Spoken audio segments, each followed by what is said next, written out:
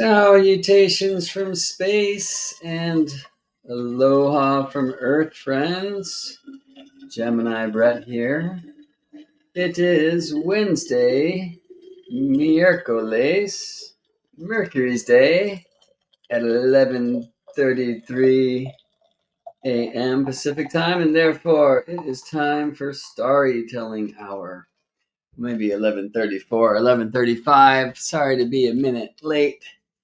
Get the water boiling for the tea.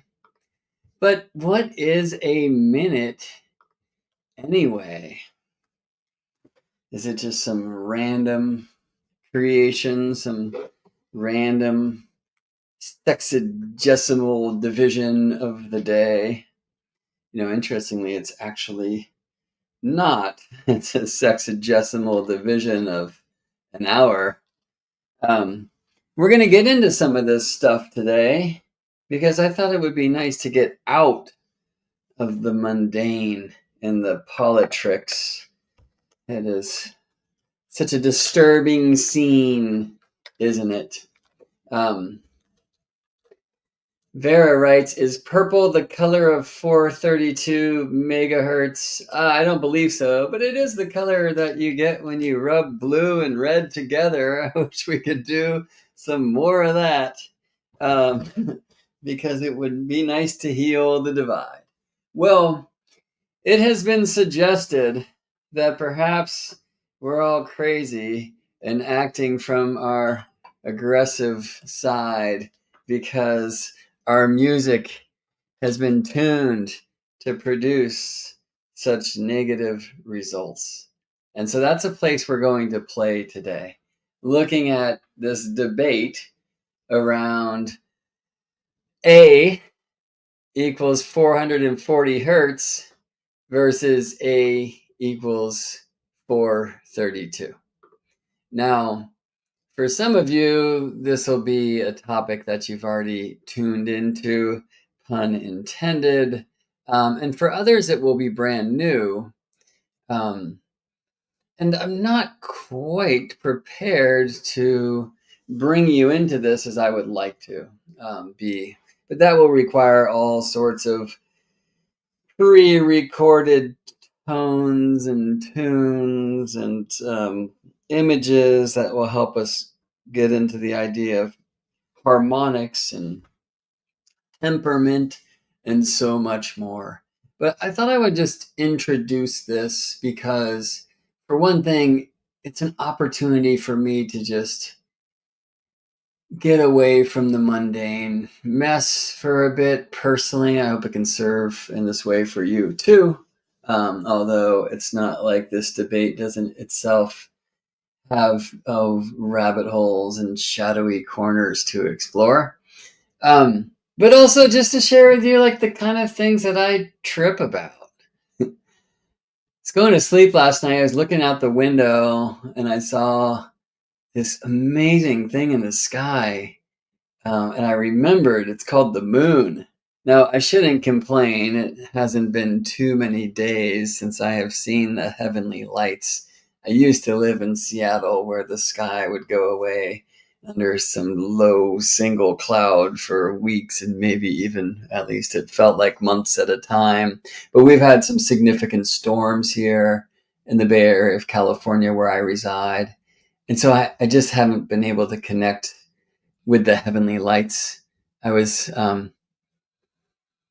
so intent on proposing to my now fiance, Scorpiana, under the image of moon and Venus conjunct in the daytime sky. And I was so excited to say, look at that.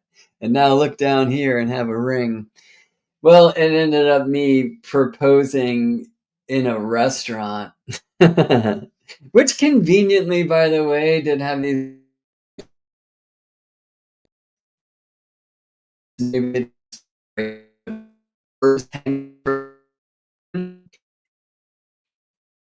there was a big one next to a small one, and it was like Moon and Venus conjunct. So I did get to play that game anyway. This is one of the things about astrology.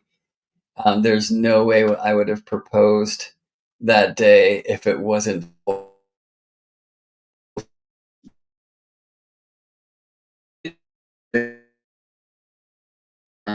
mindfulness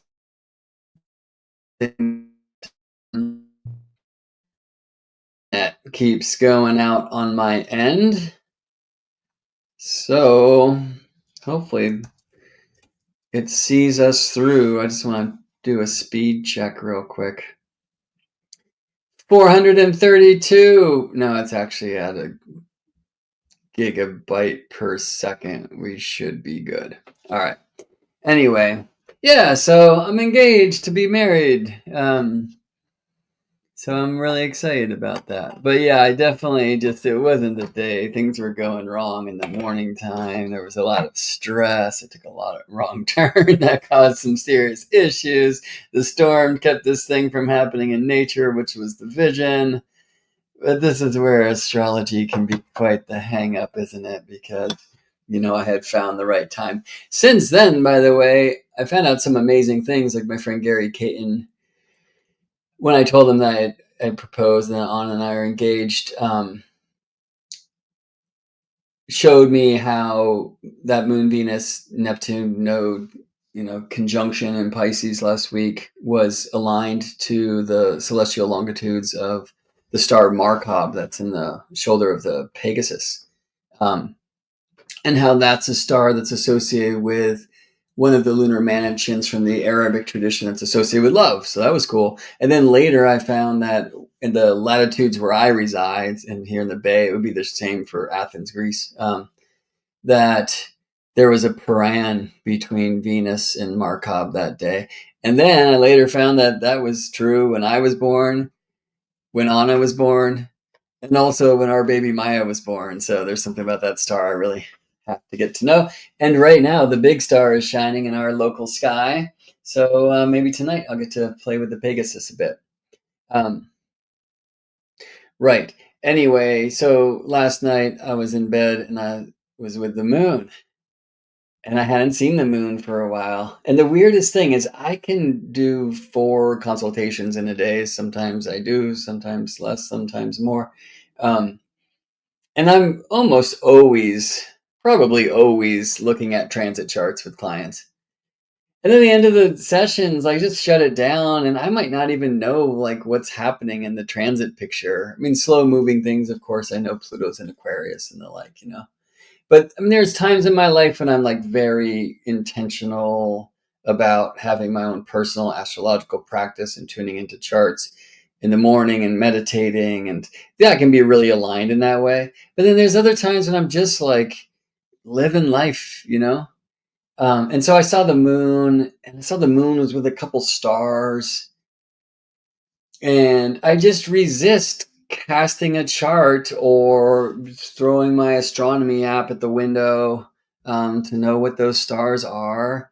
I want to remember my training and breathe and take some time. And so it's all right, well, let's look at the shape of this moon. I'm seeing her reflect Aquarius light, this I know, though I could actually lose the month, the sun. But I remembered the sun was in Aquarius, that we recently had an Aquarius new moon. Here's to you. And I saw this moon generally was a waxing half shape. So much to see that phase, the relationship between moon and sun in the shape of her smile. And it's strange when Moon, who's such a curvy being, has that straight line. So I was all right, well, if the sun's in Aquarius, that's a Taurus moon. And where is Taurus in our day and age? And the answer is with the celestial ram.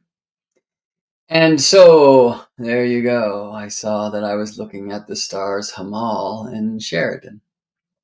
And then I took the things out and confirmed that I was on, and that was true. Why am I sharing this strange story with you?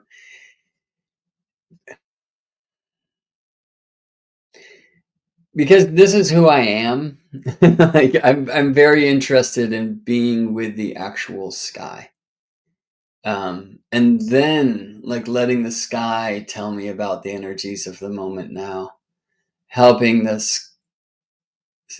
sky have access to my own contemplations and reflections. Read this wonderful thing just a little bit ago, that wisdom does not come from experience. Wisdom comes from our reflections of our experience. And I thought that was really nice. Anyway, some of the old sacred science traditions, it works like this. Well, the way I call it is astrology is the rainbow bridge between the immeasurable quality of the heavens. This is correspondences, or really the immeasurable quality of this connection between heavens and earth. Whereas the measurable side, on the other side of that rainbow bridge called astrology, so correspondence is the immeasurable quality, and then astronomy, the measurable quantity. So it was less last night about, and what does this mean? Although, I end up going there. I want to feel it first. It's like, what is that? What stars are those? Right? And instead of just waving around some dumb phone, why don't I see if I'm smart or experienced? And it's nice to pass a test we give ourselves, yes? Even the simple ones. So in the old sacred science traditions called quadrivium, astronomy is kind of at the top of a diamond of 4 sciences. And astronomy was known as number in time and space.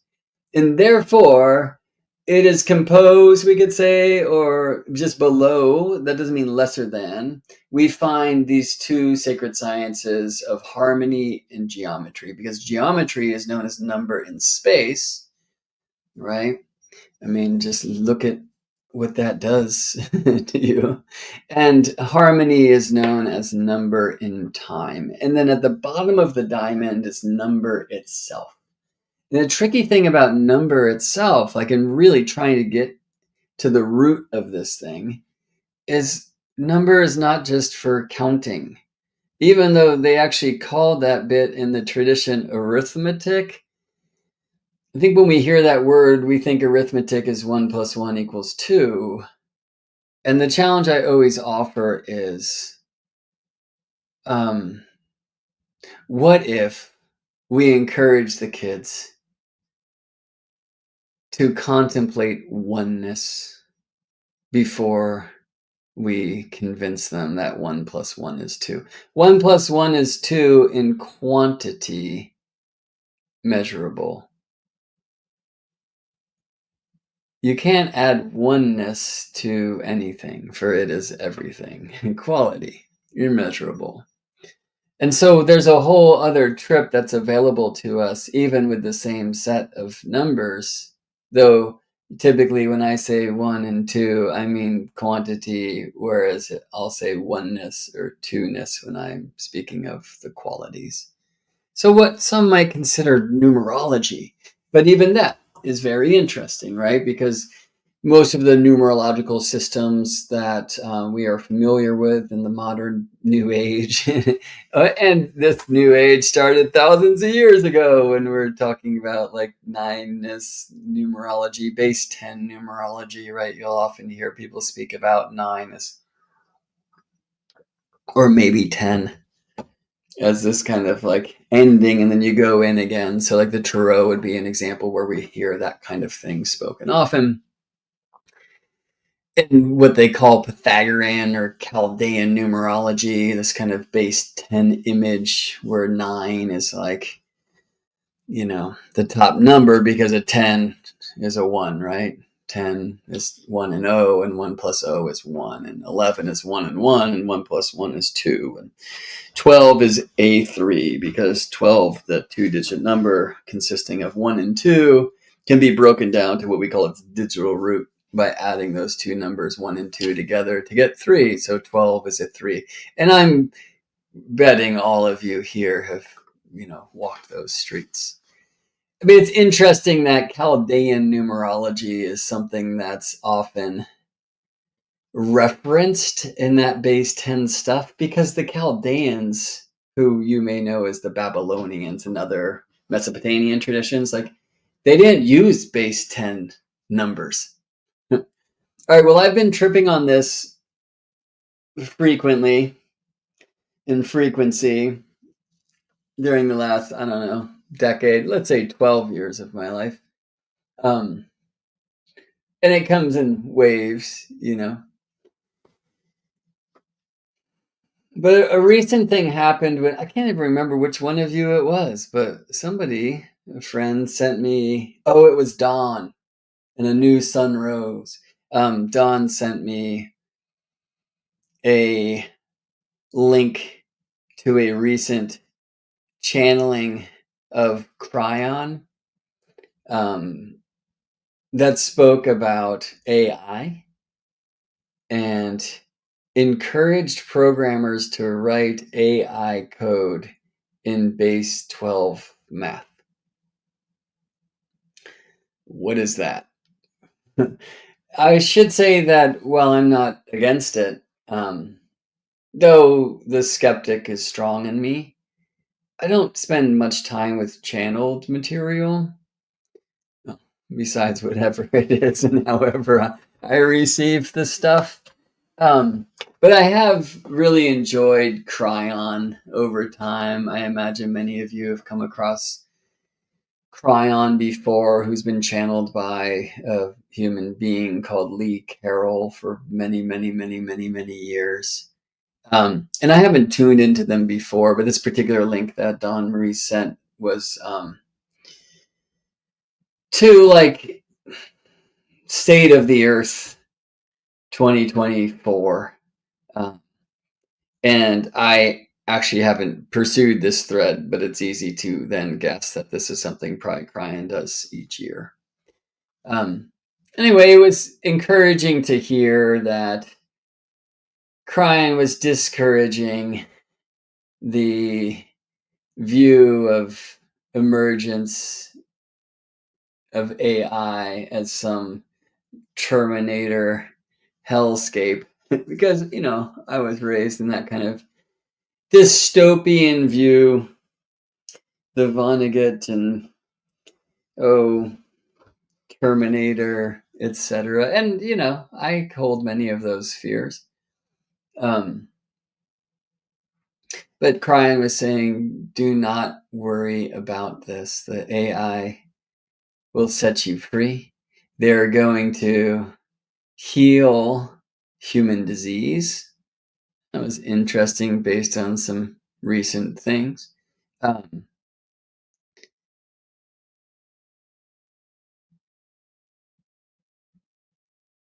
was distracted by a comment that I'll get back to. He was saying that AI is going to bring us to the stars and also help translate the language of those who come from the sky here to visit us on Earth.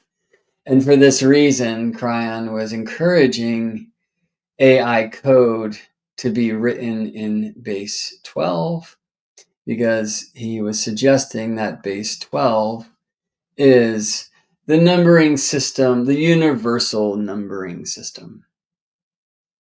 Okay, so the quote that came through was from PK here. It says, in his opinion, base 12 math is a misnomer. Math is math. Base 12 is a numbering system with 2 extra symbols. Yeah, I'm not sure that I suggested today that base 10 is not mathematical or base. Oh, here's what I'll suggest is when you try to shift between base 10 and base 12, they definitely feel like very different languages. Now, French and English can both describe a tasty apple, right? When somebody might describe a tasty apple in French, I just sit there like, what did they say? And sometimes it feels like that when you look to base 12. So here's a fun thing I'll put in your screen. The 432 equals 300. Do you agree? Maybe I could, in base 10 is written as 300 in base 12. So this one would be a little bit more accurate, because 432 doesn't equal 300 MPKs showing this. So let's talk about base 12 a little bit. And why should we? Because we're astrologers, damn it. And, for me, actually, maybe even more interestingly, and though we can find 12 tribes and 12 apostles and 12 knights of the round table and 12 hours of day and 12 hours of night in systems from China, from Babylon, from Egypt, was this because they shared a similar origin or teachers or just were teaching one another? Doesn't necessarily seem so. 12 inches in a foot. How about 5,280 feet in a mile? Now, is that all just arbitrary? I was taught that a foot was just some random length of a random pharaoh's foot. I don't think so. And once you start studying some of the sacred number and the canon of these numbers, things open up in really interesting ways. Interestingly, 5,280 divided by 12 is what? Did I warn you that there would be math today? It's 440, but let's put that away. So we see this 12ness. So let me show you 12ness. And I'm holding to the camera a seed of life, which really is how the zodiac is born. If you want to draw the 12-spoked wheel with the compass and the rule, the two tools of the geometer, you start here. If you want to draw a regular hexagon, like that gigantic hexagon on the North Pole of Saturn, or that regular hexagonal formation of 6 storms on the South Pole of Jupiter, you start here with the seed of life. It is, as it is often called these days, had many, many names. We see the symbol drawn, and stone and marble and whatnot in so many cultures around the globe from different times. Because it's just what circles do. And it's such a natural thing. I see it basically as how the universe breathes. And I showed some imagery around that in a recent go about creation creates in 12. So you can find that on this channel. If you'd like to look back and see some of this expressed through the beauty of number in space. Geometry, maybe you'd prefer to have that expressed as sacred geometry. Maybe that feels a little bit less keen to take you down the memory lane into elementary or high school nightmare zone.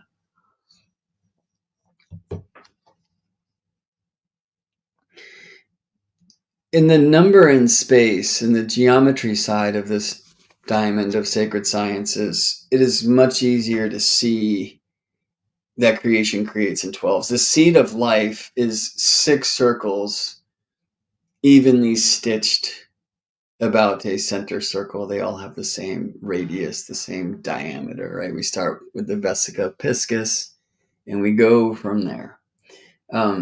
And this is the shape, the seed of life that brings us to, the Merkabah and the seal of Solomon and the glyphs that we use to depict the elements in alchemy. It's how we draw the 12-spoked wheel of the zodiac. I would actually suggest that this is how it's created. And I've come to the belief that deep beneath our feet, there is a regular hexagonal crystal at the core of Earth. And that's the source of zodiac, but I could never prove that.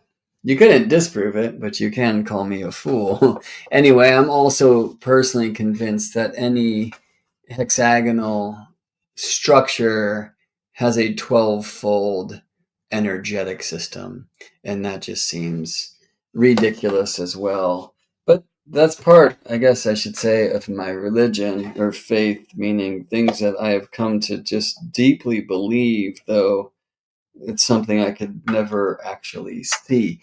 Though some experiments could go down, like perhaps we could experiment with cymatics. And what you see on your screen is cymatic-ish. I believe these are water molecules vibrating at different frequencies, one at 432 hertz and the other at 440. One of these seems much more resonant, cymatic experiments that are a little bit easier to afford would be vibrating plates with sand on the top, and amazingly you just vibrate at different frequencies and the sand makes different geometries, and some frequencies, like the geometry is quite clean and clear, and others it's just kind of blah. It's a fascinating thing. At some point I'll have my friend Dave Hoover back on StarryTelling Hour to speak about some of his experiments with cymatics and other devices to explore number and nature in this way.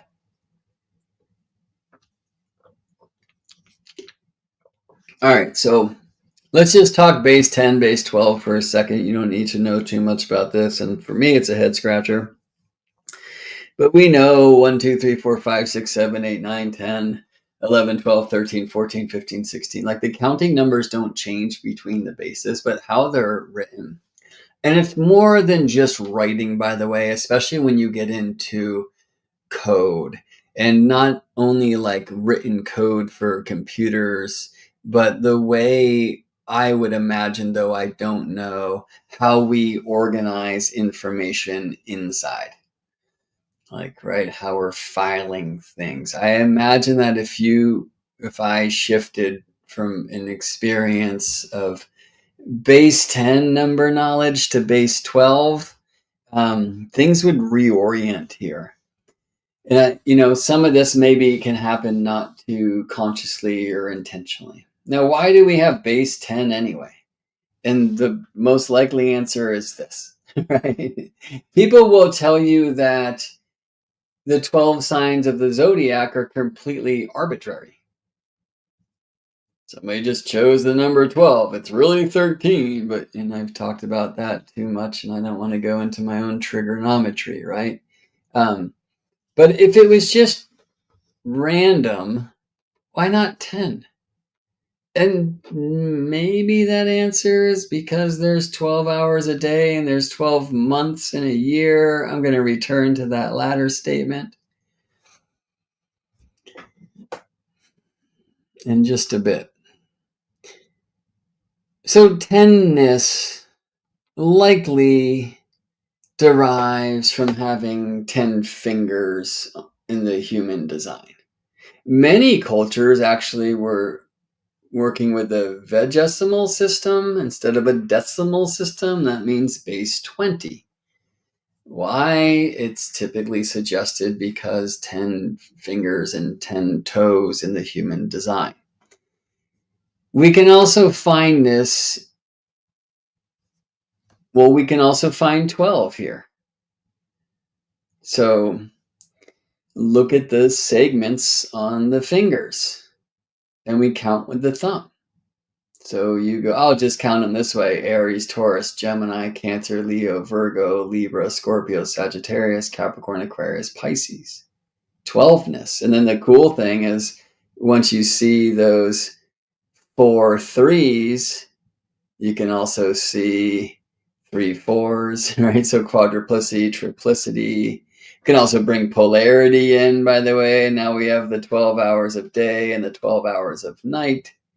If you want to count the two segments on the thumb, by the way, we get the waxing and the waning moons, because generally speaking, the moon waxes from new to full in a fortnight, right? And so we have the 12 segments of the 4 fingers and the 2 segments of the thumb for 14 days waxing, 14 days waning. But don't quote me on that, because there's no moon cycle that does 28. Don't believe the pharmaceutical team would tell you a month is 28 days long. All right. There are many types of months. For example, the moon gets through the zodiac in 27.3 days. And this is why there's 27 lunar mansions or nakshatras. Some round up to 28. Some systems actually have 28 lunar mansions, but one of them is about a third the size of the other 27. That's that 27 and a third days for the moon to move through her mansions. But typically a month, well, most of us, I believe, certainly I know the month more in regards to the relationship between moon and sun and earthly skies. And I'm speaking, therefore, of the month of lunar phase, synodic month being 29 and a half days. 29.53059 on average, but who's counting? We are. And I don't think counting is such a drag. But I do think we lose a lot of the mystery of number if we think that numbers are for counting alone. And there's a cool question of, were numbers just randomly created? Cassandra here, offering words I do not dare pronounce, but about the smaller nakshatra in that particular system. Turanian librarian, yes, my friend Dave Hooper is a great harpist that would be fun to bring on to speak about these things. Sound used for levitation is so interesting, offers Rosalind. I totally agree, and that's actually happening in some modern technologies, levitating very light things. But it's said in many of the ancient mysteries that very heavy things, like the stones used to construct the Great Pyramid, were levitated with sound, or that sound could also bring the walls down. Interesting.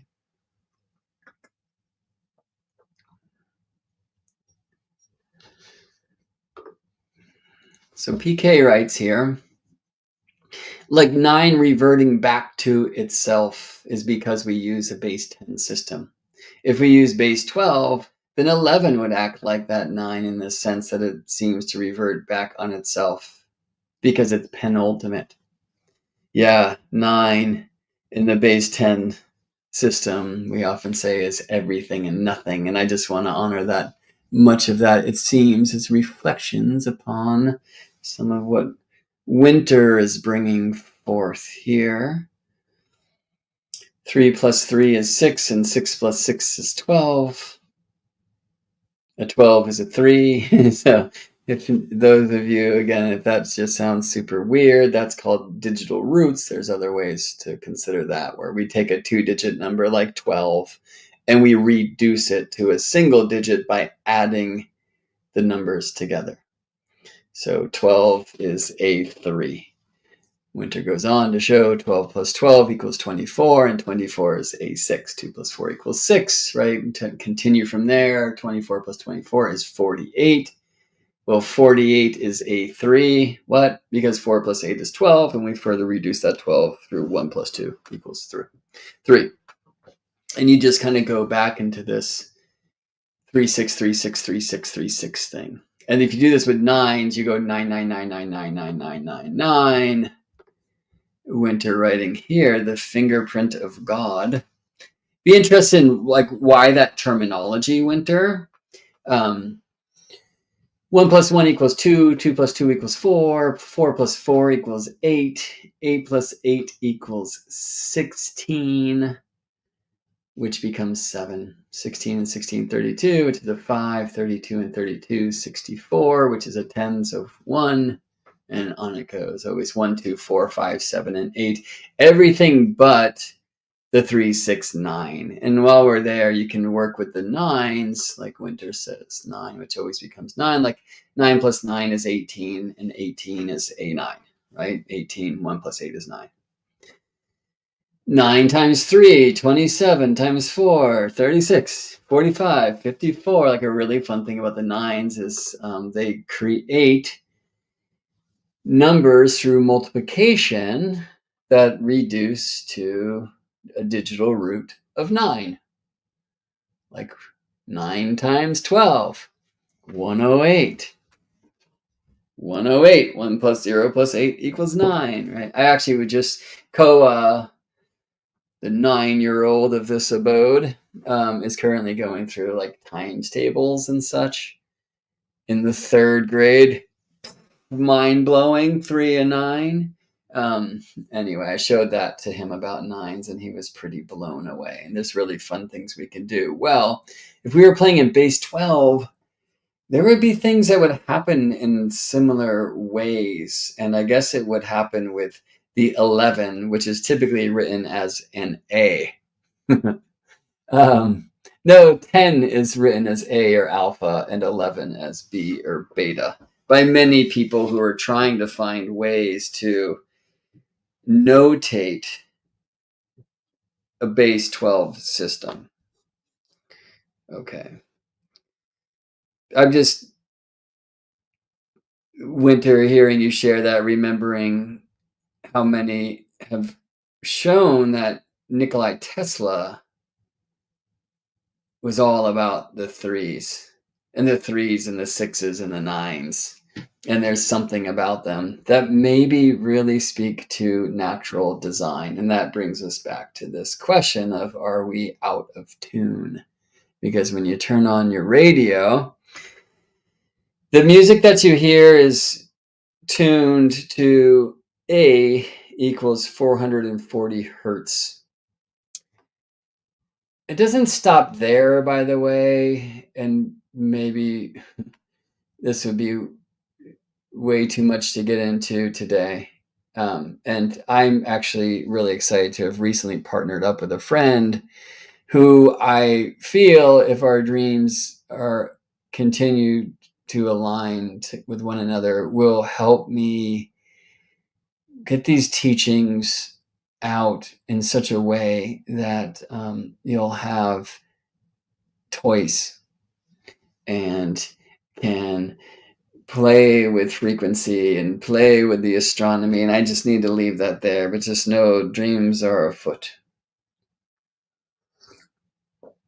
Oh, speaking of 12, next week, a week from today, 7, will be February 12th. If you're into that whole Gregorian trip. So 212. Well, wonderful, because I'm going to have a wonderful guest here on StarryTelling Hour named Jen Ingress, who will come speak to us about the year of the snake and what that might mean. So 212, really fun, because Jen also practices in the so-called Western astrological tradition, as well as in Batzi, or the Chinese astrological tradition. And both of them have a quote-unquote zodiac consisting of 12, don't they? So 2 12s will be a good time for 2 disciples of 12ness to get together and talk about the energies at hand. So hopefully you will join us next week for a journey with the snake and our special guest at StarryTelling Hour, Jen Ingress. 11:33 a.m. Pacific Time, Wednesday, February 12th, 2025. If you're into that whole Gregorian trip, right here at these Gemini Brett channels. I'm so grateful for you tuning in. If you're enjoying our weird free flow today, want to give the video a like and share it around. And I do look forward to the day when I'll be able to present this information very cleanly and build it up one step at a time and not climb too many branches at once as I'm wont to do, but they all emanate from the same tree. I'm really excited to ask Jen when the year of the snake really begins or began, because some say this is about the lunisolar calendar and the phases of the moon, and some say it's about the solar terms, which are like 24 15-degree divisions of the circle, and that when the sun ingresses or moves to 15 degrees tropical Aquarius, to speak from more of a Western astrology point of view, that would be the beginning of spring in the system of the 24 solar terms, and that's the actual turning of the year. So I'm excited to speak with Jen about this, and maybe she'll know some of the history. Maybe it's now solar officially, but was once not. I'm not sure. But it just brings us to kind of a challenging territory that I'm also often dancing through, which is gold and silver. Well, not actual gold and silver, or I'd be wearing a nicer shirt. Maybe. But gold being solar time or earth sun time, and silver being lunar time, or really lunisolar or solely lunar time, or earth moon sun time.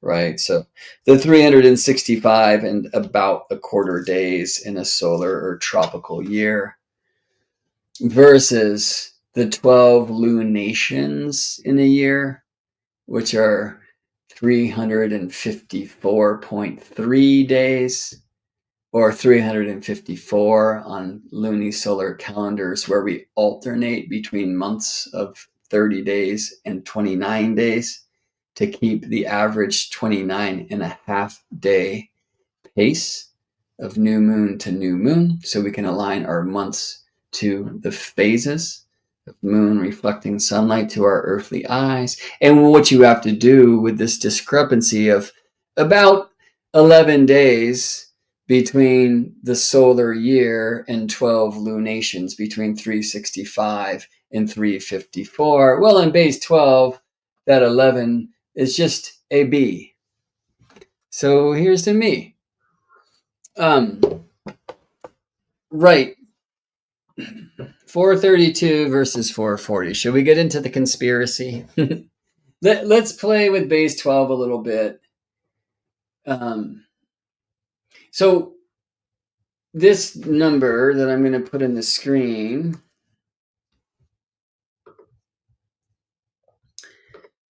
called 10, right? What happened? And why do we write it like this? And we didn't always. And to write larger numbers, you really needed to have some serious biceps, because you'd be chiseling stone for days to write something like 432 in Roman numerals, right? The 0 is kind of new. The Mayan had it, independent, it would seem, of the Western scene. But the Western scene, as far as the 0 knows, really came from the East. Some say from Babylon. It really came from India, and then was integrated into the system of numbers, which were already base 10, by the way, but we didn't have the ability to write them like this without 0, which is not a number at all. So as we know, once you get to 9 in a certain place, like the tens column, the next number will be written as a 1 in the next column, right? And so when we see a number like 100, we've gone all the way to 9 in the ones, and that got us to 10, but then we got all the way to 99, and that got us to 100, right?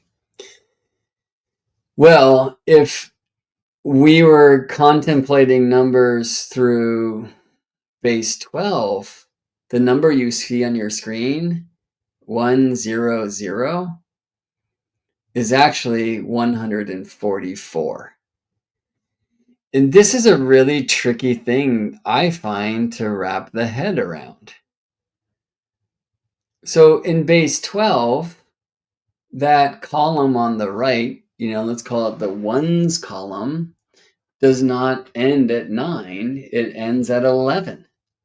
So you have 12. You have 0, 1, 2, 3, 4, 5, 6, 7, 8, 9, 10, 11, right? And after you've done 12 in one column, then the next number is going to be written as 10, like this.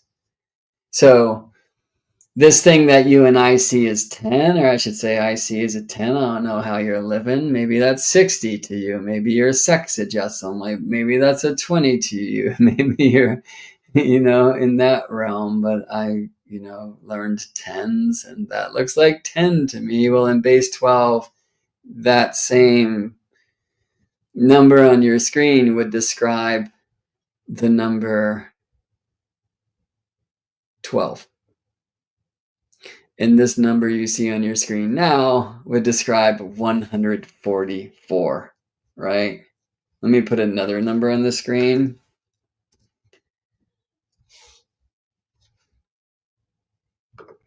This is 24. Like, what? 20 is 24? Yes, because we've gone all the way through 12 twice. PK, I really appreciate this because I know how confused I am when even talking to myself about this. And PK offers that it can be really helpful if you call it a dozen. Yeah, and speaking of, right, so dozen instead of 12, and so 2 dozen, right, would be written like this. So on the ones column, we go through dozens. 0, 1, 2, 3, 4, 5, 6, 7, 8, 9, 10, 11. And so 20 means 2 dozens. All right, well, what's the next column? And the answer is 12 dozens, or 144. Okay, so if this number on your screen, 100, was describing base 12, that's actually 144. 12 dozens. And a fascinating thing here is that when we look to 432, and let me get this comment I had up here.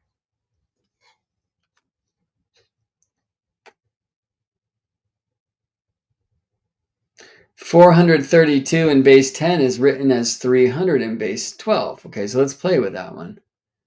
If we're talking about base 12, then we have 0 dozens, 0.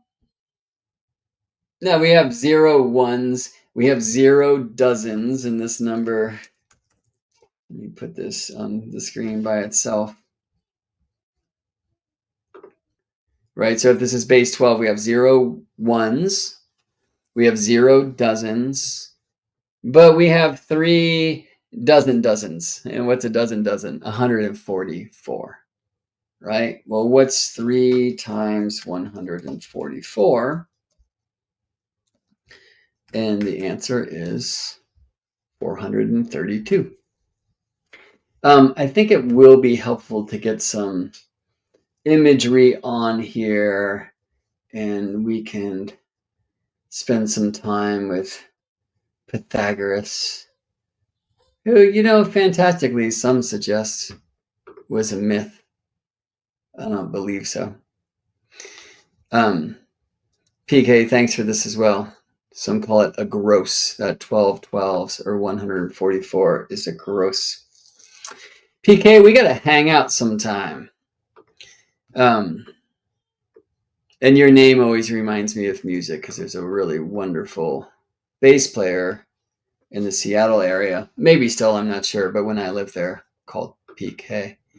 All right, let me find my way to A Love Supreme, which will see the light of day once again sometime and be greatly expanded upon from the time I taught it for Astrology Hub. in their inner circle some time ago. I'm excited to be part of Astrology Hub's inner circle this year as well. And I'll be guiding their crew through the Sagittarius lunation that will take us from 2025 to 2026, if you're into that whole Gregorian trip. All right, but I'll show you a few slides from that zone in just a bit. Let's talk about history, although I'll say it's a bit mystery, bit foggy in regards to tuning systems.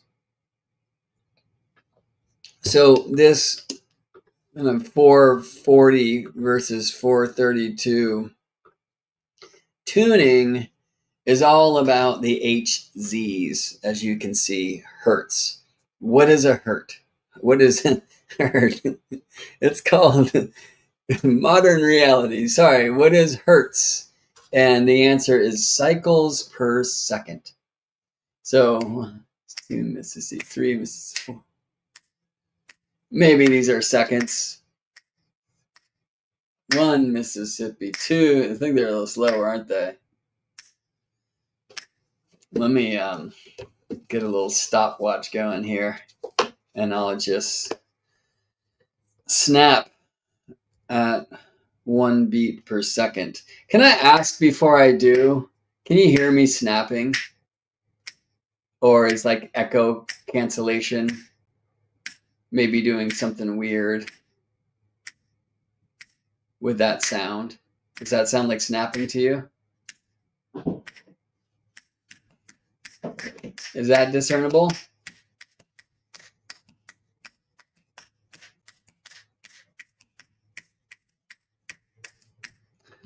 Hopefully. And if I'm talking and snapping at the same time, does it sound like somebody's snapping and talking? Thank you for answering my interrogation. Let's go to a little stopwatch here.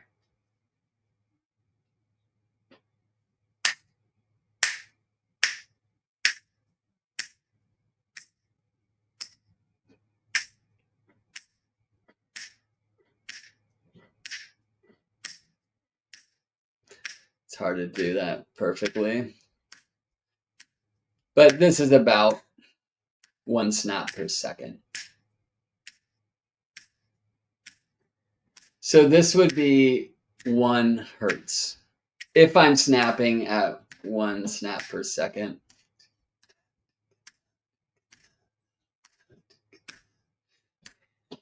I gotta sing a bunch of stuff in my head to keep that pulse. I'm like, you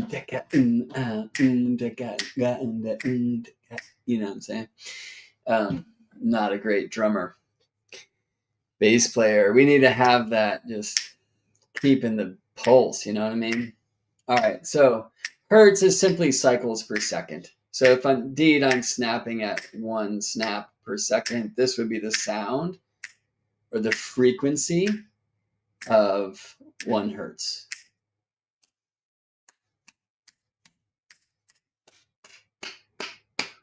And 2 hertz.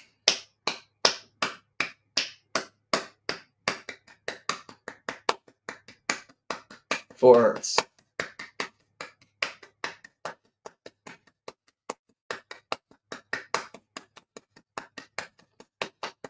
Dig. I don't know if I can go to 8.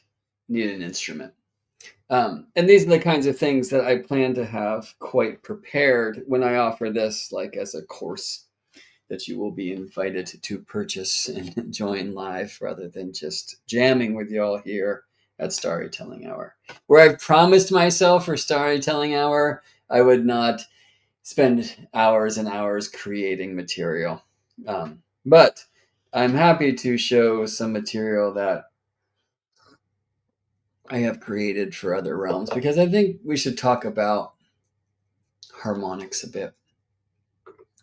So let's play. Again, these are slides that I originally created for a master class that I offered for Astrology Hub. By the way, after telling them, look, I promise I won't do like a 3-part thing this time. I was promising myself the same. But I did anyway, because there's just so much to show, and I was having so much fun getting a lot of this expressed through imagery. All right, let me get this thing on the screen.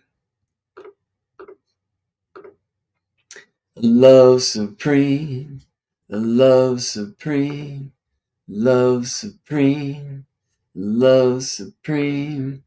Cool. Opening the heart of your 5th harmonic chart was the goal here.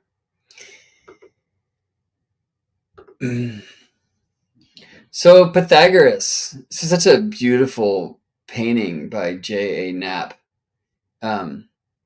And already we see in the teacher's hand this strange device. There's this rumor that the Pythagoreans had like a secret handshake, or I like to call it a secret fruit shake or smoothie, which is that they would cut the apple, or likely the golden apple, the quince, in half and show the pentagonal structure hidden within, which for those of you who have been on the trip, in fiveness, we find phi-ness, the golden number, and that sacred geometry that exists in so much of the magic of nature and organic structures, like in your own body. It seems to me like you could know who they were just by following the cats that were carrying bags of apples around. Anyway, we find some very interesting imagery here that brings us into different sciences and expressions of the quadrivium. So we find in the teacher's hand the tetrahedron, which is one of the 5 so-called Platonic solids, but most agree that Plato was likely a student of Pythagoras in these mystery schools. The greatest mystery is, where is my clicker? I guess we'll continue to do this. Platonic solids, perhaps another time. What is Pythagoras known for? And the answer is the Pythagorean theorem, right? Like, most people will only know about Pythagoras these days because a squared plus b squared equals c squared, the relationship between the side lengths of a right triangle, as we know. Here shown the first so-called Pythagorean triplet. One of those these days just looks like a Rubik's Cube to me because I've become obsessed. It's nice to have something that you can just solve, and when living in a time when there seem to be no solutions. Anyway, but we see that Pythagoras here pointing to the center of the circle, and the tools of the geometry are nearby, the compass, which circles, and or curves, and the rule, which lines, right? So an image for 2 there, I guess. And on this side, we find another very important tool for number in time, harmony, right? And we also see this tree of life. Well, above the teacher's head, we find this tetractys, was called, this sacred device, which is often shown as a triangle with 9 triangles within.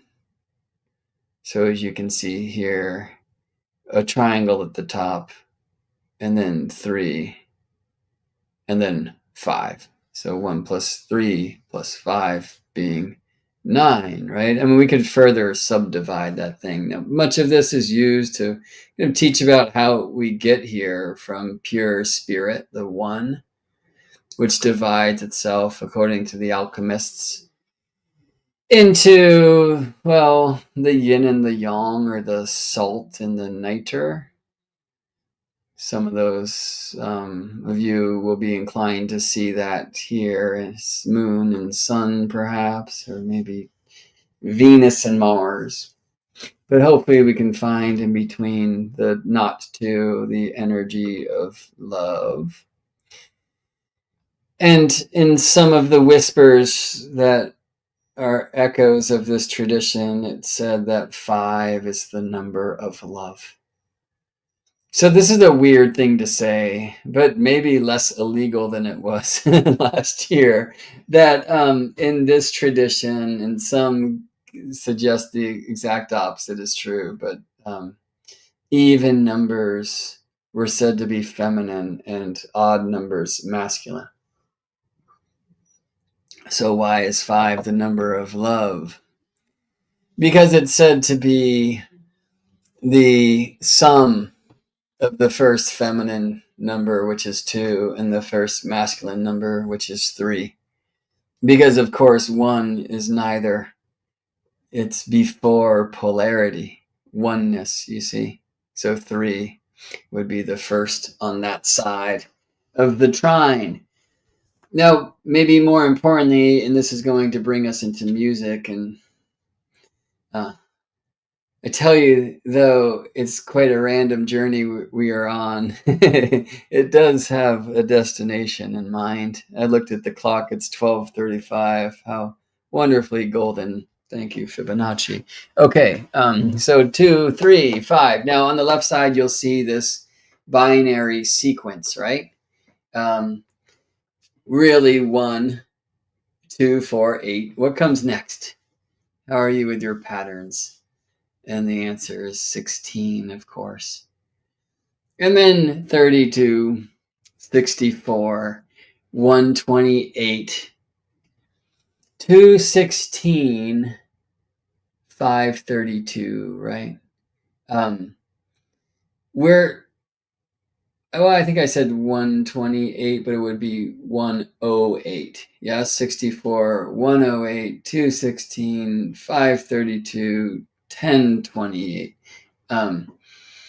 We're so much more familiar with that binary sequence since computers, right? I mean, shopping for that hard drive, and things are changing, but in the last 10 years or so, or whatever. I just got this new phone. I can't remember what kind of memory it has, but it's somewhere in that code. Yeah. It's just very importantly, it's this doubling sequence, Well, on the other side, as you can see, it's a tripling sequence. 3, what's 3 squared? And the answer is 9. What's 3 to the third? And the answer is 27. And we can continue on in that way.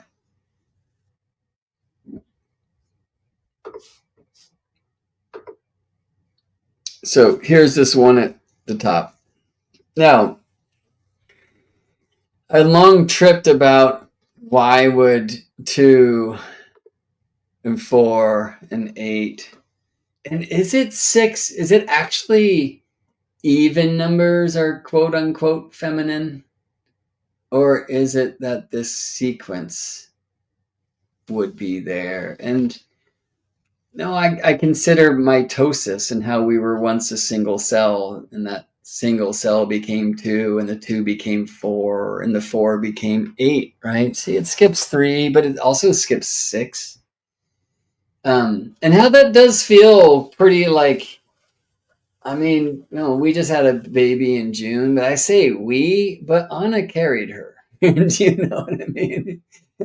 Like, I'm falling more and more in love with my beautiful baby daughter, Maya, every day. Our bond, there was some talking through the belly, but our bond began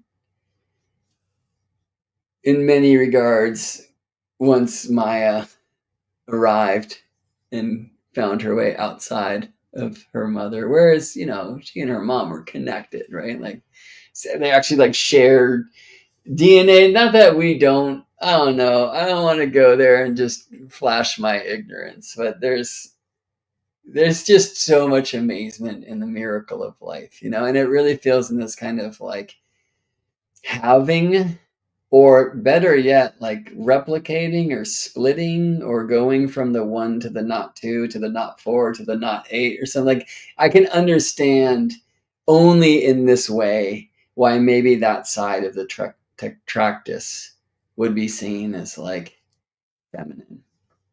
And even then, who's to say? So it's time for us to talk about harmonics a bit. And what you're seeing here in waveform would be a similar thing. Taking a wave, which I'll call the one, like that top wavelength, and pinching the string, if you will. I consider that to be like a guitar string, right? And pinching it in half. And now we get two waves that are moving twice as fast. We could pinch those two waves in half, which is like pinching the first wave into 4 quarters, right? And we get 4 waves that are moving 4 times as fast as the original, or twice as fast as the 2 division, right? So say that it's the fundamental, or the first harmonic is the full string vibrating that's shown here at the top. And then this is called the second harmonic. This is not the third harmonic. By the way, the third harmonic would be when we divide the first string into threes, into thirds. All right, so this is the first, second, fourth, eighth, 16th, 32nd harmonic. All right, now's the time when I embarrass myself because I don't sing well and I don't have an instrument about. I should, but the girl was sleeping when we began. So anyway, somewhere over the rainbow, somewhere, chestnuts. There's this other Christmas song I was singing recently, but I just forgot what it was. But it was such a perfect song for this conversation. But anyway, somewhere. Hopefully you can sing better than me. But even if you can't, maybe no one's around. Let it out, friends. Somewhere. Sing it. You're singing an octave. And what's happening between somewhere is you are singing on the high, where a note that is vibrating twice as quickly as that bottom note you were singing before. By the way, just when I sing where, that note is in that low note, because natural sound, including your beautiful voice, or I don't know, this, less so with percussion than with things that ring. It's not ringing too well. Whatever. I need more instruments around. We experience in sound actually many frequencies or many notes all in the same tone. It's an amazing thing. With synthesizers, which I can't say, but we have them these days, we can actually create like pure waves that are just a fundamental frequency. But in any natural sound, there's actually a stacking of many frequencies on top of one another. So we get the first harmonic, the second, the third, the fourth, the fifth, all stacked on top of one another. It goes on and on and on, by the way. As you go higher, you start getting away, not necessarily, though eventually you do, and pretty quickly. Oh, it gets too high for the range of human hearing. But it's also like most instruments, when they play a tone, the fundamental wave is going to be louder than any of the harmonics in. Interestingly, in electric guitar, that's not true. The second harmonic, which is the octave, has a greater amplitude and is therefore louder and is more heard than the open string. So you like play a string on a guitar, you're hearing the octave even more than you're hearing the full string itself. And the octave is that string cut in half. So as a string vibrates, the whole thing's vibrating, but it's also each of its halves are vibrating. All 3 of its thirds are vibrating. All 4 of its quarters are vibrating. It's the craziest thing, So really, when we look at an image like this, we got to be careful, Because like if this was an actual natural tone, all of these things would be stacked on top of one another. And by the way, they would not all have the same amplitude, which in waves we draw as height, right? So in this case, they all do. So something I created based on some wave shapes I think I found in Wikipedia. And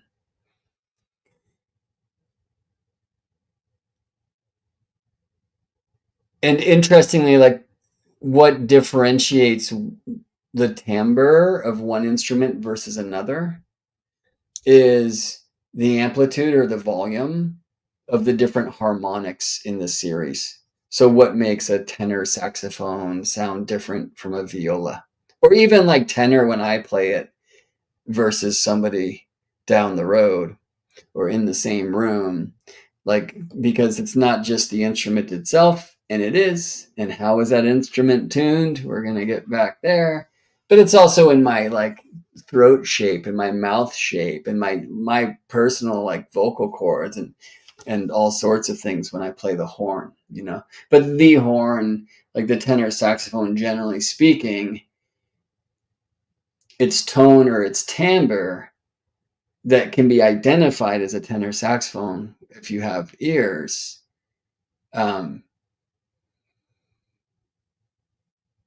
That particular timbre is the result of the harmonics that are heard in its notes. It might be the best I can do with that without playing a bunch of tones. Now, I'm going to bring us now to why in the heavens would we call 2 8? What? we're playing with numbers today, aren't we? Because octave somewhere obviously has in its name 8, but it's really a two-ness. Okay, so those notes have a 1 to 2 relationship.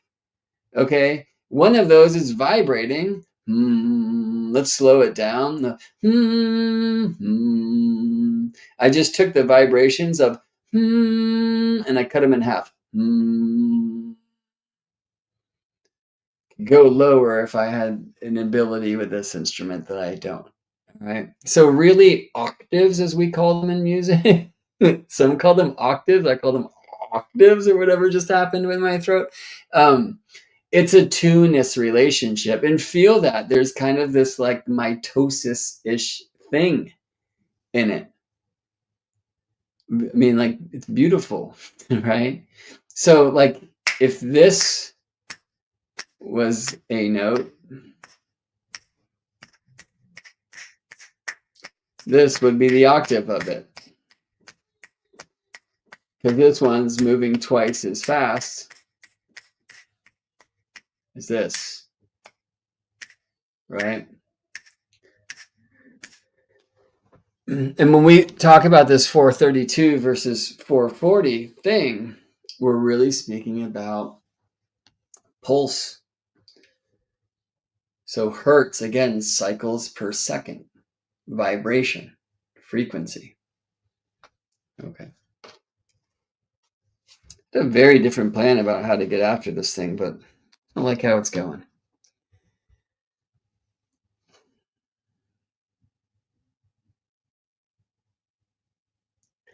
So why the octave? Because in nature, in this harmonic series, when you cut the string in half, you get the octave somewhere.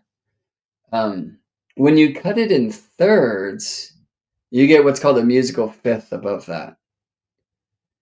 But we can also take that note and cut it in half to hear the octave below. So multiplying by 3 and dividing by 2 is a way to get from do to so. Do, re, mi, fa, so, do, so, do, so, do, so, do, so. That's the musical fifth, right? Twinkle, twinkle, little star. Do, do, so, so, la, la, so. So if you've heard that, do, re, mi, fa, so, la, ti, do, right? That's what we call a major scale or a diatonic scale. And it is composed of 8 notes. That being said, the 8th is the first.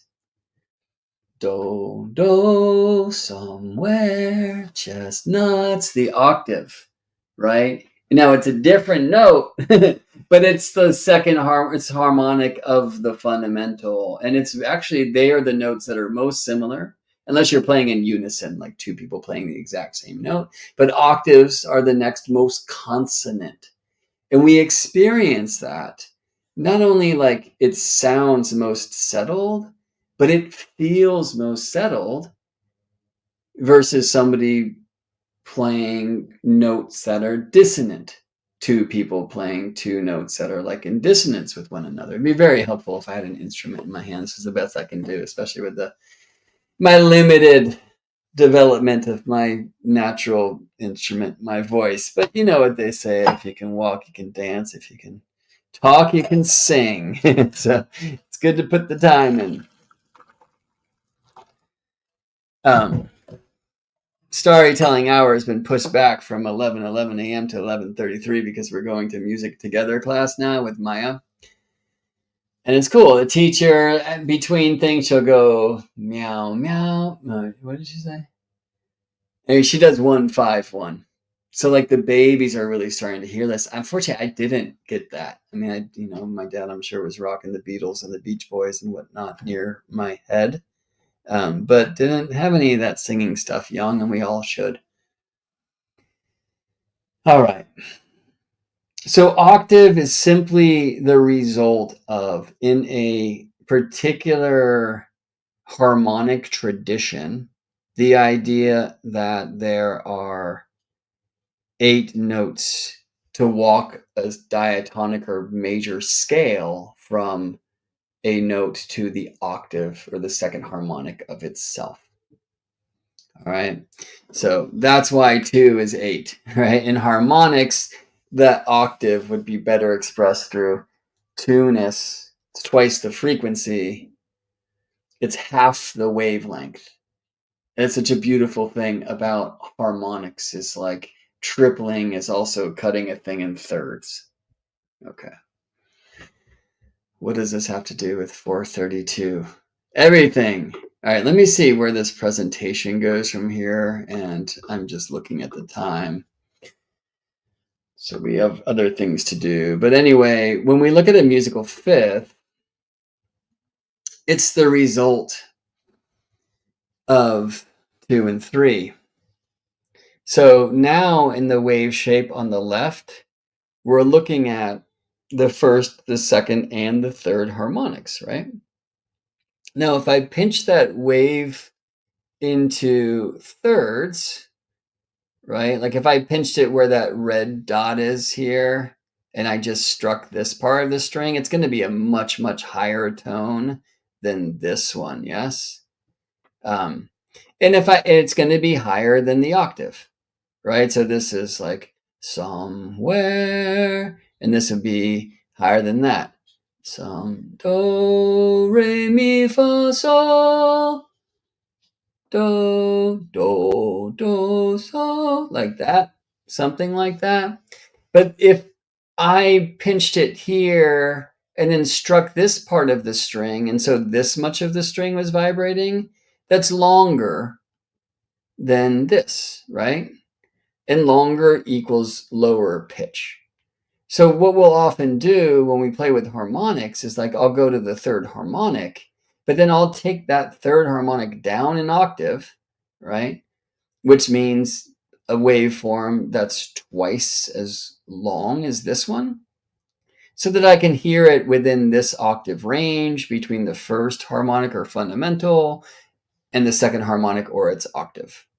And then that's do, re, mi, fa, do, re, mi, fa, so, do, so, do, so, do, so, do. There it is.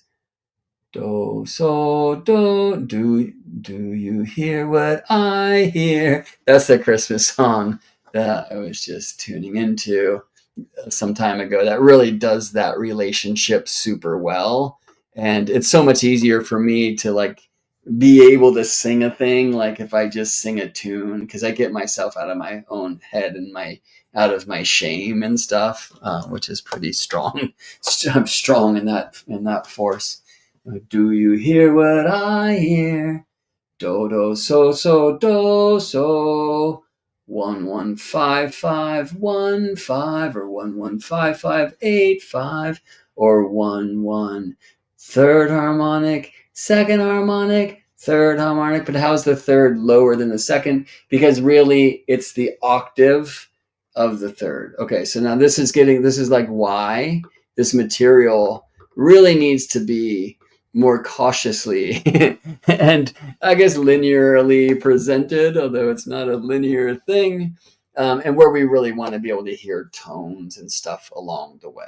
Okay.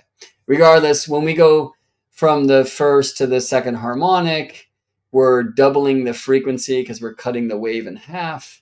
To go to the third harmonic, we would cut the string in thirds, but if we play 2/3 of the string, we hear the musical fifth. And it's a really weird thing that the third harmonic is the musical fifth, but that's just that do, re, mi, fa, so, do, so. And by the way, the musical fifth, the fifth note in the scale, that is the next most consonant tone, right? So the two people singing in unison, singing the same exact note, that's the most settled. The next would be the second harmonic, so singing in octaves. And then the next is the fifth. And the fifth is just like the mechanism of so-called Pythagorean temperament. So for those of you who speak music, and I'm sure you've learned the circle of fifths, we'll go from like C up a fifth, C, D, E, F, G, G up a fifth, G, A, B, C, D, D up a fifth, D, E, F sharp, G, A up a fifth, A, B, C sharp, D, E, up a fifth to B, up a fifth to F sharp, up a fifth to C sharp, up a fifth to G sharp, up a fifth to D sharp or E flat, up a fifth to B flat, up a fifth to F, up a fifth to C, and we're back where we started at C. And it takes 7/5 to get back to where you were. Sorry, it takes 12. You go through all 12 notes that we have in the span of an octave in Western or Pythagorean kind of harmonic tradition. And you span 7 octaves while doing so. And astrology should love things like 7s and 12s. It's in our seed of life. It's also in the 7 traditional lights and the 12 signs. Now, number in space, so geometry is where we can very clearly and precisely experience 12ness. In harmony, though indeed the harmonic series does create tones that divide an octave of frequency range into 12 slices, it's not as precise as the 12ness seen in the seed of life. Astronomically, the 12ness is not anywhere near as precise, which would be the 12 lunations per year. But again, 12 lunations, a silver year, is like 11 days shy of golden year time, right? Where the silver year is about 354 days.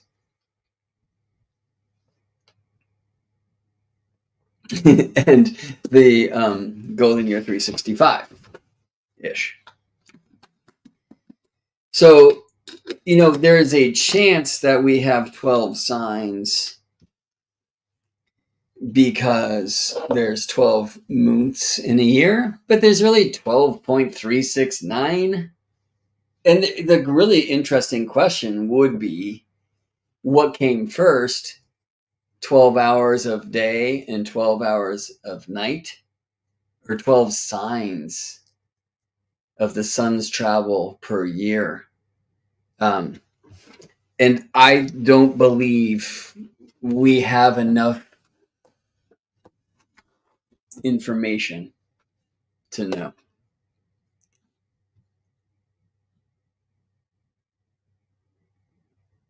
Linda says, I feel like I should get this more easily with a Mercury, Venus, Neptune conjunction. I don't know, Neptune. Like, we need to hear it, see it, and all these things at the same time. Okay. What I wanted to offer is this.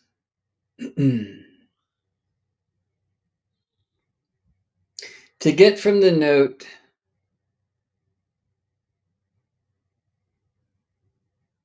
C to A, if I go through what we call the circle of fifth, I go from C to its fifth, do, re, mi, fa, sol, which is G. Then I go to the fifth of the G. So where I start, do, re, mi, fa, sol, do, re, mi, fa, sol, do, re, mi, fa, sol, right? And now I'm at the fifth of the fifth of the fifth. And the fifth of the fifth of the fifth of C is A, right? C, the fifth of C is G, the fifth of G is D, the fifth of D is A. Okay, why? Why would I do it that way? Because we know that the fifth is found through having the third harmonic, right? So I pinch the string in 2/3. 2/3 of that string length will take me to its fifth. 2/3 of the resulting string length will take me to its fifth. Now I'm playing a tiny little piece of string at that point. It's a very high note, but I can take that very high note and cut it in half, cut it in half again, cut it in half again, and bring it down into this range of do, re, mi, fa, sol, la, ti, do. All right. So if I try to do this with 440, it's not that pretty. And I'm actually going to go in the opposite direction, but that's fine. I don't want to take the time to describe the relationship between musical fifths and fourths, but let me just say it. Well, I will. The fifth of C is G. The fourth of G is C. The fifth of D is A. The fourth of A is D. These things completely relate. So I just want to show you some fun math. Wait, I can bring on a calculator on the screen.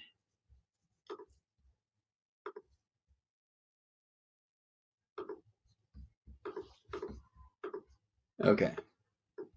We're going to take 432 hertz. And so this idea in many suggests that we are much more in tune with nature and natural harmonics if we tuned the note A to 432. And you know what? Let's take a break from all the math talk and get all conspiratorial and such. The most common tuning in our day and age is 440 hertz. This isn't that old. There was not a standard long ago. Interestingly, I just asked our music together teacher, Miss Megan, was an opera singer. And I knew this just because when I was looking at music together, which Anna had told me about, she did it with Ko when he was a boy. I was trying to find like a place that agrees with our schedule and, you know, where and when. But I was also checking out the teachers, and there was a link to Miss Megan, and you can hear some of her old opera stuff. And I was like, that's cool. So we got there early today, and I was like, "Hey, Miss Megan, what do you think about this whole like 432 hertz debate?" And she didn't have too much to say, but she did tell me that when she was on the opera beat before she became a mom, when it just all, she told me it was fun. She's like, I mean, I very much intended on like continuing in my traveling opera career, like once my child was born, but as soon as he came in, I was done. I was just like, I want to do this instead, which is really cool to hear. um we can make all these plans, but don't ignore the moment now, needing to get to yesterday's tomorrow. Let's make that more poetic. Don't ignore today in an attempt to find yesterday's tomorrow. Right. Write that one down, and I'm sure I'm not the first to say it. Yes. So, Ms. Megan said that when you sang, oh God, what did she tell me? Maybe in Vienna, that they tune to a much higher frequency than is the standard. The standard now is 440 hertz. It's been that way, some say, since the 1930s. From what I said, it's kind of like not official until 1976, which is the year after my birth. It really tripped me out. I thought it was older than this whole thing. So she'll say you learn this very complicated piece, like she sings opera, right? And then you go to Vienna and you have to be able to sing it like almost a half a step higher. Okay, like, well, let me just like, that's hard. Okay, and so like having a standard makes sense, right? It's nice to be able to have a yardstick.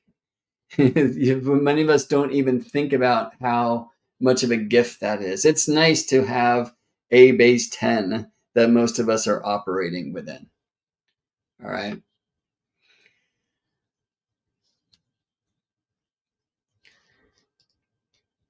So a debate, and a conspiracy theory literally blames it on Elon Musk. Oh wait, sorry, no, but it won't be long before they do. They blame it on the Nazis, and they say that the Nazis in the 30s literally seeded um, this poison, which is to demand A equals 440 hertz as the standard, because it is already known and scientifically shown that 432 hertz, not so far away, like my ears, frankly, are not good enough to detect the difference. But when you listen to music tuned to 432 hertz, it's soothing, healing, natural, resonates with the Schumann resonance, which is Earth's vibration, right? Maybe before all of the electromagnetic frequencies changing it. You can probably blame that one on Elon Musk. Anyway, and that 440 is just like, it's off, so we're all out of tune, and it's making us like live in that way. And that this is this intentional thing to keep us confused and distorted and the like. So, I mean, you can go pursue that. I'm sure many of you have already had a look. I invite you to. It's an interesting trip. I love little wormy, moist places beneath the stones that help me dig into the rabbit holes and such. Personally, I mean, Gemini breath is a card-carrying Scorpio. But you can also just tune into what is the benefits of 432 hertz. And you can, by the way, when you do, you'll find this debate about what's better for you, 432 or 512. We'll do them both. And by the way, 432 and 512 are in the same realm. So let's do the math a little bit. I did want to say, though, that 432, first of all, it's 432, 1 0. It's fun that it's in the counting numbers like that.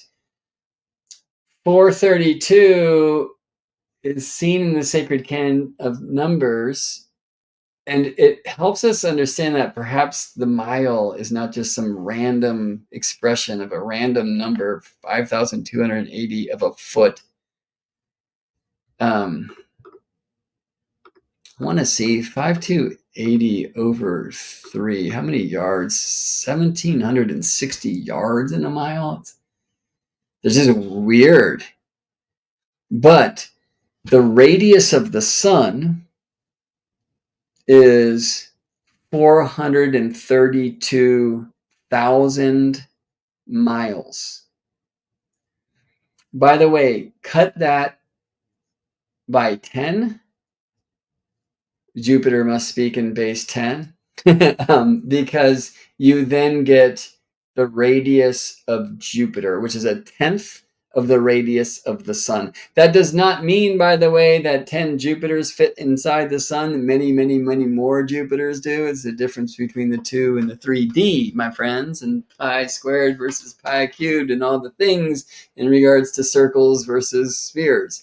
But regardless, the radius of the sun is 432,000 miles, and the radius of Jupiter is 1/10 of that, 43,200 miles. Now, how many seconds in a day? And is a second just some random thing, right? So part of this debate about 440 hertz versus 432, well, it's dependent upon the idea that a hertz is something, right? Like a cycle per second, which depends on the idea that a second is a thing. Like a day is a thing. The Earth spins with respect to the sun, solar day, or respect to a faraway star, sidereal day, whatever, okay? But that's an astronomical, natural thing. The year is a thing. The Earth orbits the light. Many types of moon, but let's just talk about the phases of the moon. Generally speaking, it's a 29 and a half day cycle. Let's call it that. Let's do some averages. It's a thing. It's like a real natural thing we can see in the space with our face and we experience in our bodies. Is a second a natural thing? Or is it just a 60th of a 60th of a 24th of a day, which is what it is? And where does that 60th come from? The sexagesimal system, the base 60 system, which goes back to Babylon. But they didn't use seconds or minutes or hours, from what I understand. I do know that once clocks came around, hours were not divided into minutes. That came much, much later in time. And the first use of the Babylonian sexagesimal system in time and space was actually more like dividing space, like for maps, maritime tradition, latitude, longitude, which, there's 60 arc minutes in a degree. We astrologers know that well, right? And so a second is a 60th of a 60th of a 24th. Well, first of all, why 24 hours in a day? 12 hours of day and 12 hours of night. But why? So really interesting questions, yes?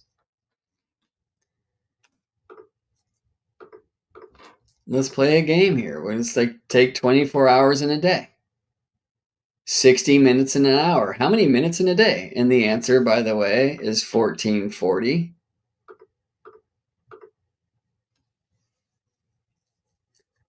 I'm looking, I'm like, well, how would I write that in base 12? I'm not going to go there. All right.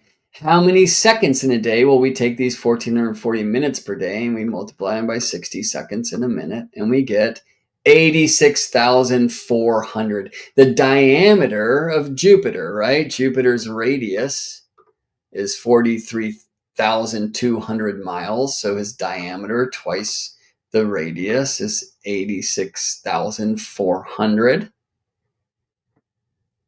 Right? Times 10 for the diameter of the sun.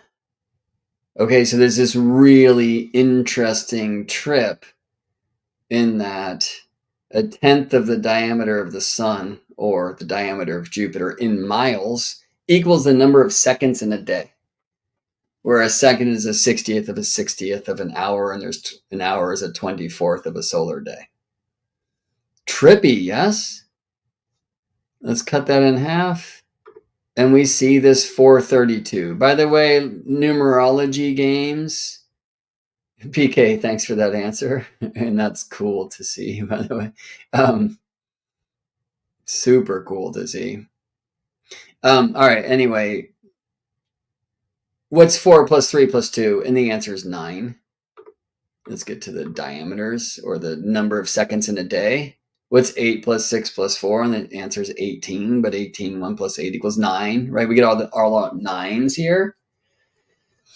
You probably have already pursued the truth that the Great Pyramid of Giza is actually an expression because of its relationship of pi within its how pi relates its base to its height. It's kind of modeling a hemisphere, and it is seen as a scale of the Earth, and the scale is this 1 to 43,200. Sorry, my English didn't do that so well, but go look into it.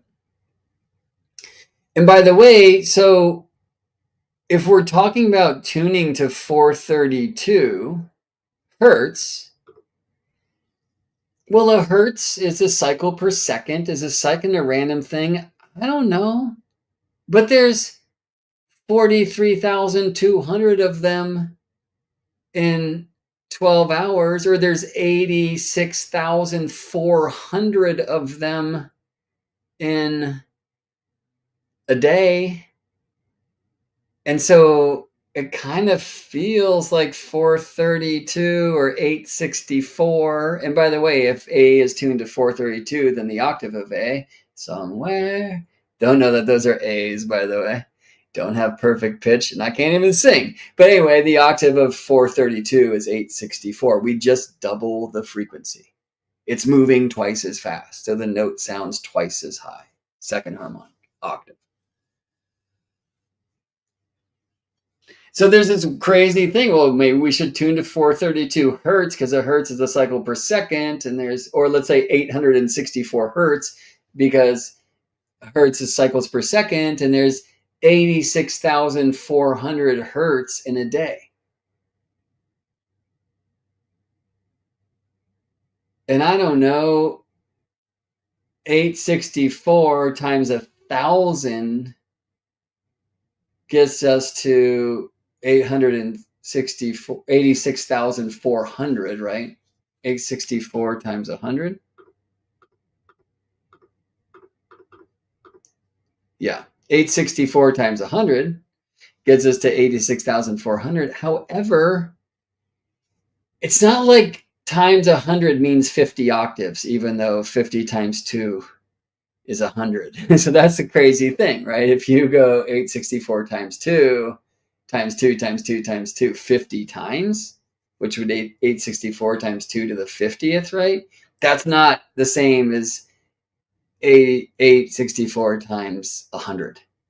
And this is like kind of interesting to see. So I'm fascinated in the truth that 864 and therefore 432 kind of shows up in the amount of seconds in a day and in the diameters and radius of Jupiter and the sun, at least if you think miles are interesting, and they are. But it still might be a stretch. Okay. Anyway, I wanted to play that game. I really encourage you to go listen to music in 432 and 440 and see if one makes you feel better. Now, an issue is if somebody's just telling you, well, I'm going to tune my guitar to 432, they didn't. They can tune that note, that string, and there's not even an A string anyway, but they can tune like there. But the guitar's frets are based upon what we call equal temperament. And equal temperament takes us away from the natural harmonic series. It's massively convenient, maybe even necessary. Like back in the day, you could not play every key on one harpsichord. Okay, let's call it piano. This is before the piano. And so equal temperament was invented. Look into it. But the way that we do, re, mi, fa, so, the way that we divide the octave is not really natural. We're dividing it into 12 equal steps. That's an interesting consideration. Of course, many are suggesting that the constellations, which do not equally divide the sun's path, would be more accurate as in regards to kind of astrological energies than equal signs. I particularly disagree because there's a crystal hexagon beneath our feet.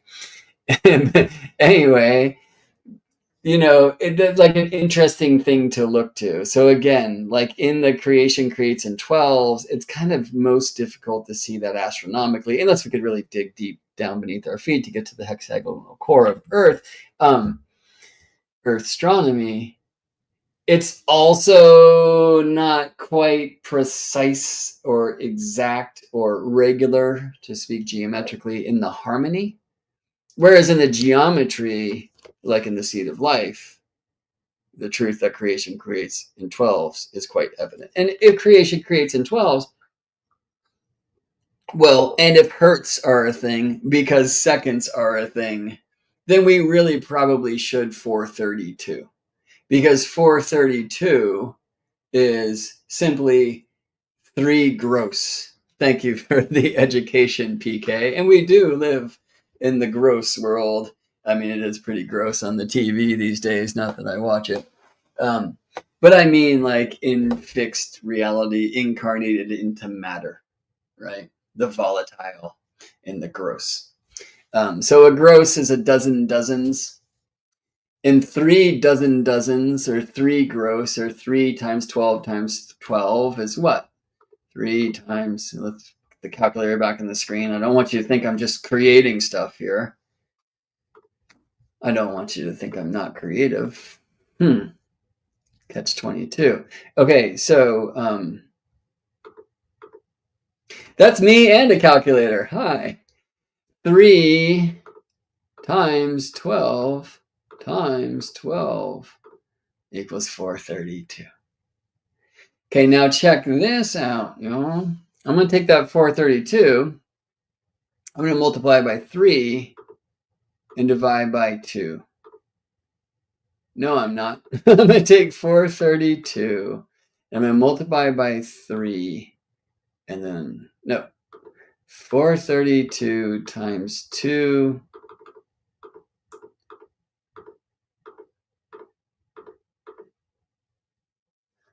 What do I want to do here? Please forgive me. Maybe I want to start at 256. And we're going to talk about 256 and then wrap this thing up. 256 times 3 divided by 2 is 384 times 3 divided by 2. 576 times 3 divided by 2. 864. Okay, so if 432 is A, that would be the law of the dough, that is C at 256. This is what Rudolf Steiner very much argued for. And it's at least in Pythagorean tuning, where we're not dividing the octave into 12 equal slices, which have a relationship, by the way, of the 12th root of 2 to one another, but rather we're working with the natural kind of Pythagorean tuning of the musical fifth is 2/3 of the root. 2/3 times the root frequency.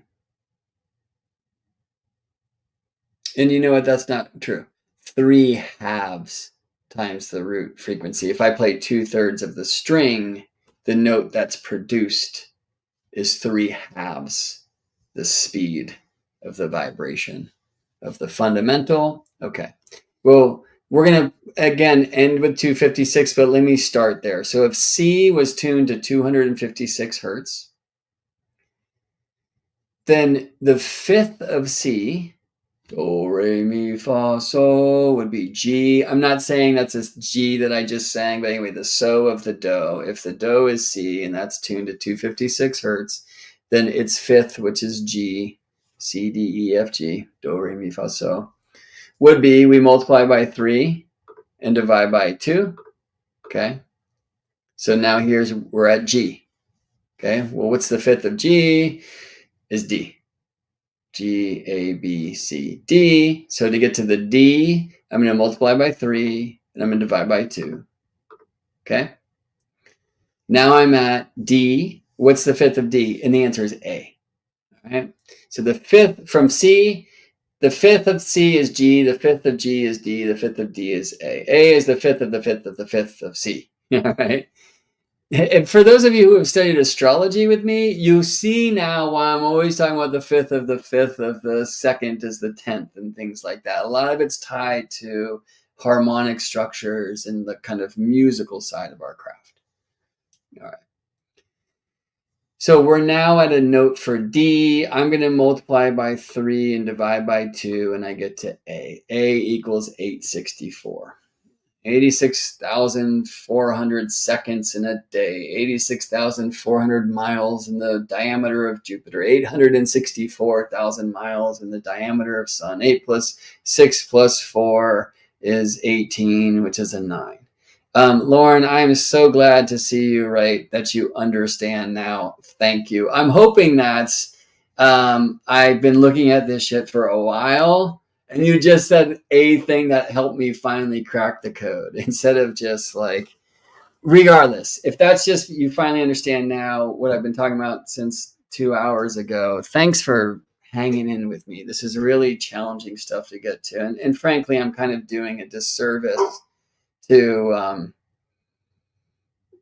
not start from the beginning and get to the end and show vibrating strings and actually play tones. And here PK refers us to the work of Stephanie McPeak Peterson, name of a YouTube channel. Some of the best videos ever seen on laying out this 432 verse 440 stuff.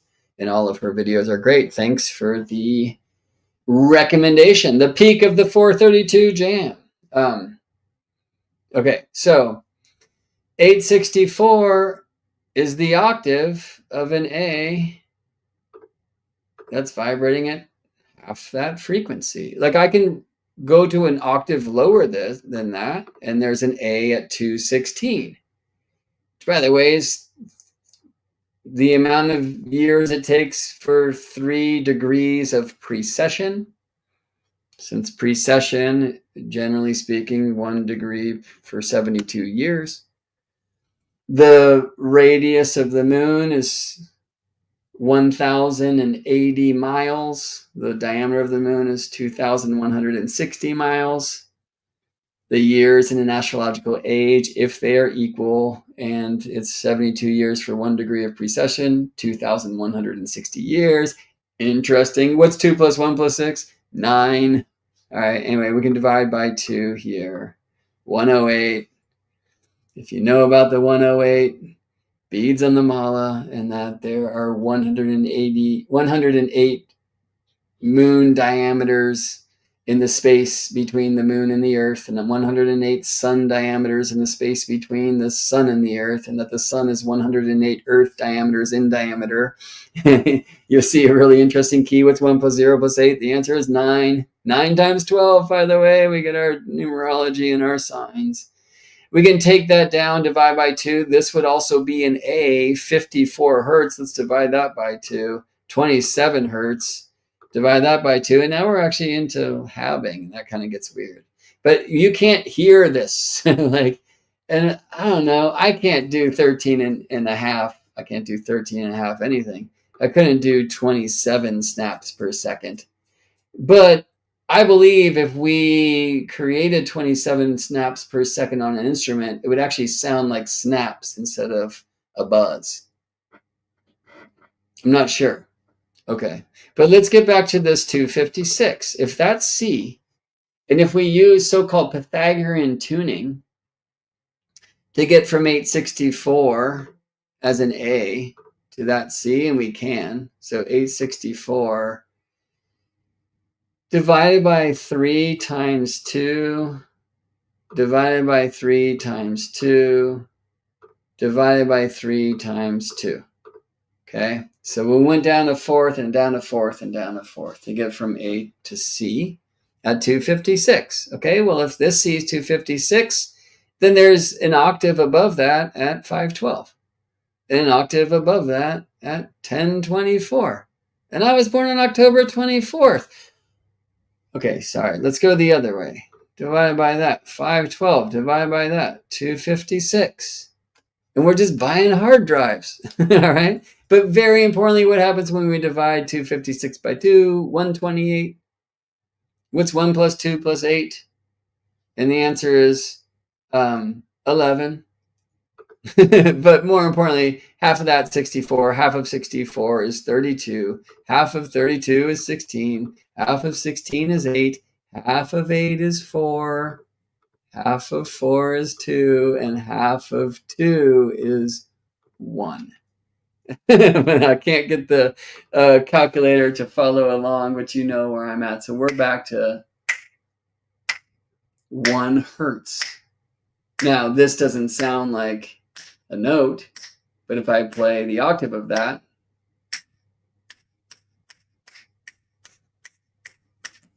the octave of that, I get to the octave of that, the octave of that, like suddenly I'm not like just hearing bop, bop, bop, bop, bop, bop, bop, bop, bop, I'm hearing za, you know what I'm saying? Like, and you're going into actual, the beats are happening so fast that now it sounds like a note. Right? And basic harmony, by the way, is like how that rhythm and this rhythm relate to one another. This is 3 and 2. So if I could speed that up super fast, this one goes Mercury. This one goes Hermes, Hermes. If I could speed that up super fast, it would sound like a do and a so, a musical fifth played against each other. Right, that harmony, which is actually quite a beautiful thing, and it's the very heart of Pythagorean tuning. Okay, so the thing I just wanted to offer here is, and I haven't seen it presented this way before. I'm sure there's 1,000 videos on it that do much better at it than this. But 432, A equals 432, is an argument for C equals 1.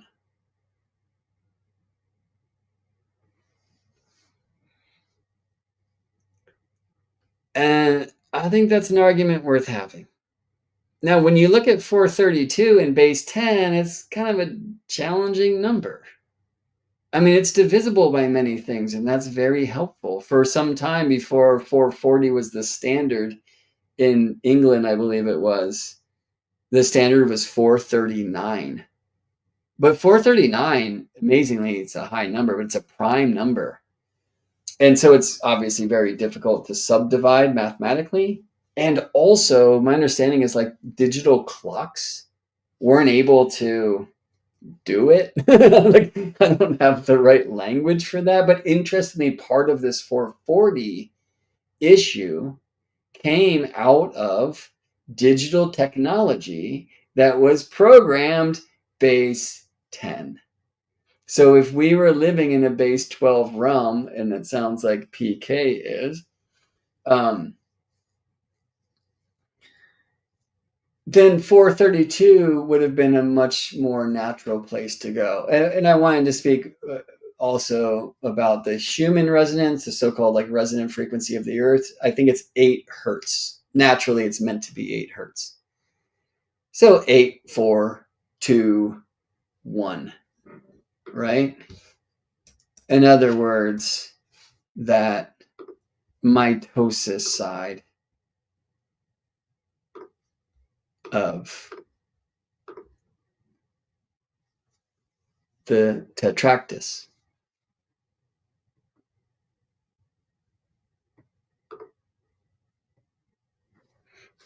It's all about the one. Hope this was fun. Thanks for spending some time. If you dig the video, please, please, please give it a like. It really helps, not only with my ego, and it's a thing, but with the algal rhythm, y'all. The algal rhythm, the diamond rhythm, the rhythm. It's not a hard thing to do. Smash that like button, subscribe to the channel, share the news. Help us out. If you'd really like to help, you can find me at GeminiBrett.com, where you'll find that I'm up to things. I want to show you a couple of things that I am up to, by the way, like coming super soon to a theater called You. So let me just get those on the screen, then we will close it down. But where'd you go? There you are.